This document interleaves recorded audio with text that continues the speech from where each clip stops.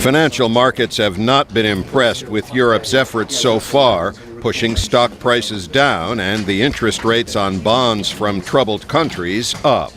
The leaders of the two largest countries that use the common euro currency held a final round of pre-summit talks early in the week and announced a German-French plan which they hope the summit will adopt. Nous souhaitons des sanctions. French President Nicolas Sarkozy says they want sanctions on countries that run budget deficits over 3%, and they don't want the European Central Bank to do something many analysts think it should do, buy the troubled countries' bonds. I think we've got to a situation where desperate times call for desperate measures, and there's little else that can be done at this stage.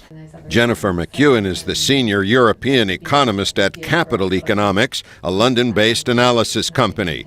She says European Union members should adopt the German-French plan, but she says by itself it's not enough to solve the crisis. At the moment, what we have in place is a very long-term plan, as I've said, to prevent this from happening again. What we need, in addition, is a near-term plan to write off some governments' debt for good and get them onto a sustainable footing. I don't think that's what's going to happen at all.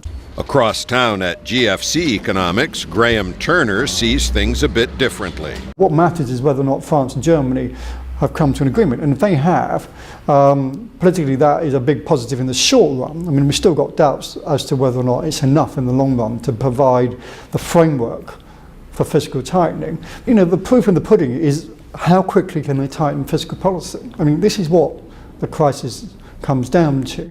As European leaders gather for the summit, their focus will be on the German-French plan. But there will also be voices calling for more action by the European Central Bank and for troubled economies to be allowed enough flexibility to promote growth. Some leaders say that's the only way to ease the burden on their angry populations and provide enough financing for their governments to pay off their debts in the long term.